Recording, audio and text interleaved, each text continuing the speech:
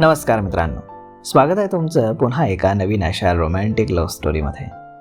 तर मग चला सुरुवात करूयात आजच्या या भागाला. आज ऑफिस अगदी शांत शांत वाटत होतं. सगळेजण आपापल्या कामामध्ये व्यस्त होते.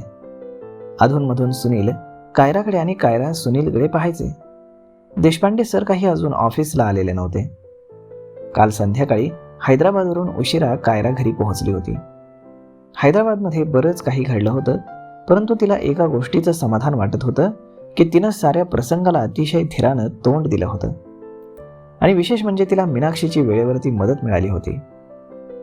मीनाक्षी जर वेळेवर आली नसती तर तिचं काय झालं असतं या विचारानंच तिच्या पोटामध्ये भीतीचा गोळा दाटून येत होता. पण आता तिला मोकळं मोकळं वाटत होतं. संकटाच्या भीतीनं माणसाला झोपही येत नाही, परंतु जेव्हा आपण संकटाला सामोरं जातो तेव्हा आपला सारा ताण कुठच्या कुठे निघून जातो. आज तिला खूप शांत शांत वाटत होतं. कायरा समोर कम्प्युटरवरती आकडेमोड करत होती. कम्प्युटरवरनं फिरणारी तिची बोटं कामामध्ये गुंतली आहेत हे सांगत होती, तर दुसऱ्या बाजूनं अतिशय वेगानं विविध विचार तिच्या डोक्यामध्ये फिरत होते. तितक्यात देशपांडे सर आतमध्ये आले. ऑफिसमध्ये हलक्या आवाजामध्ये चाललेली कुजबूज शांत झाली. देशपांडे सरांच्या चेहऱ्यावरती नाराजी स्पष्ट दिसत होती. ऑफिसमध्ये आल्या आल्या त्यांनी सखारामला आवाज दिला. सखाराम, ए सखाराम. तसा सखाराम धावतच आत आला. काय सर? अरे कुठे असतोस? कधीचा आवाज देतोय मी. सर मी इथेच होतो. ठीक आहे, माझ्यासाठी कॉफी घेऊन ये आणि हो, थोड्या वेळानं कायरा आणि सुनील यांना आतमध्ये पाठवून दे. सखाराम बाहेर आला. कायरा आणि सुनीलकडे पाहत तो म्हणाला, सर तुम्हाला थोड्या वेळानं आतमध्ये बोलावले. ते दोघे मिश्किलपणे सखारामकडे पाहत होते आणि नजरेनंच विचारत होते की काय म्हणतात सर.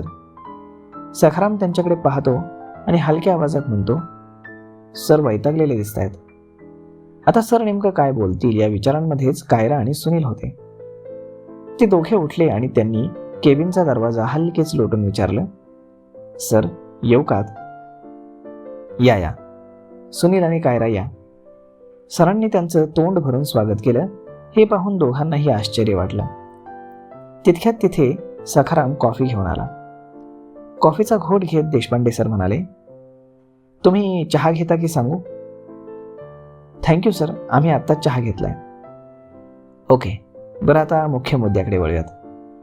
एवढं बोलून ते थांबले आणि मग अचानक हात पुढे करून म्हणाले, कायरा तुझं हार्दिक अभिनंदन. कशाबद्दल सर? अगं हैदराबादमध्ये जे प्रोजेक्ट प्रपोजल आपण सादर केलं ते त्या लोकांना फार आवडलंय आणि ते सादर करताना तू माझ्यासोबत होतीस त्या सगळ्या गोष्टीचं तुलाही श्रेय जातं. सर मी विशेष काहीच केलं नाही, मी फक्त तुमच्यासोबत होते. बाकी सर्व तुम्हीच करत होतात. तुमच्याकडून आम्ही शिकतोय सर, ती नम्रपणे बोलत होती. गुड, सर सुखावले. सुनीलनं हात पुढे करून सरांचं अभिनंदन केलं.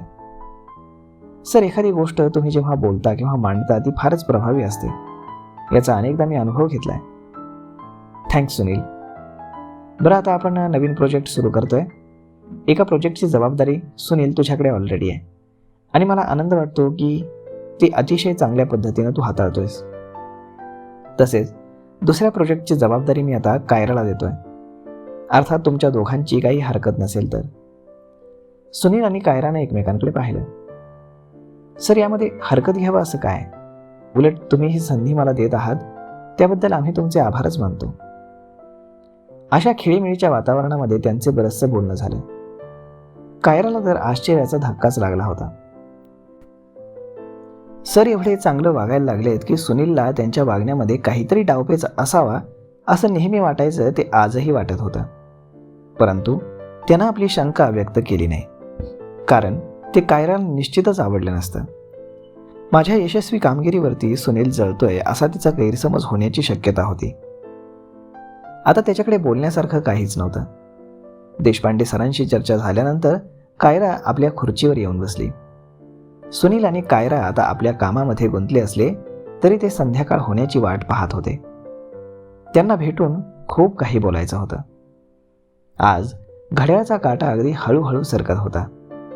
नेहमी भरभर जाणारा दिवस आज हळूहळू गतीनं जात होता. एकदाचे संध्याकाळचे 5:30 वाजले. देशपांडे सर अगोदरच निघून गेले होते. त्या दिवसाच्या प्रकरणानंतर कार्यालयामध्ये बसणं अशक्य होतं. अर्ध्या तासानंतर त्यांना बाहेर पडून कुठेतरी एखाद्या समुद्र किनाऱ्यावर जाऊन बसायचं होतं. त्या विचारातच ते दोघेही होते आणि तिलाही 2 दिवसामध्ये जे काही घडलं ते सुनीलला सांगायचं होतं आणि सुनीलला ते सगळं ऐकण्याची उत्सुकताही होती. घड्याळाचा आकडा 5:30 वर आला. हळूहळू सगळं ऑफिस खाली होत गेलं. आता ऑफिसमध्ये सखाराम आणि ते दोघे असे तिघेच राहिले होते. सखारामला सुनीलने बोलावलं. सखाराम, ऑफिस नीट लॉक करून जा. हो सर. हां, 1 मिनिट सखाराम. सुनील थांबला आणि पुन्हा हळू आवाजामध्ये बोलायला लागला. त्या दिवशी जे घडलं ते काही योग्य झालं नाही. काय सर? तू बाहेर गेल्यानंतर आम्ही दोघेच ऑफिसमध्ये होतो आणि तितक्यात सर आले. सर असे कधी येत नाहीत, पण त्या दिवशी कसे आले? आम्हाला मोठं आश्चर्य वाटलं.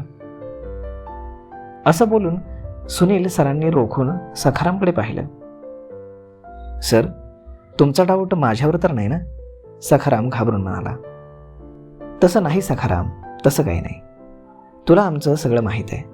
तू आमचा हितचिंतक आहेस याची आम्हाला पूर्ण जाणीव आहे. तरी प्रश्न पडतो की सर अचानक आले कसे? सखाराम शांतपणे बोला.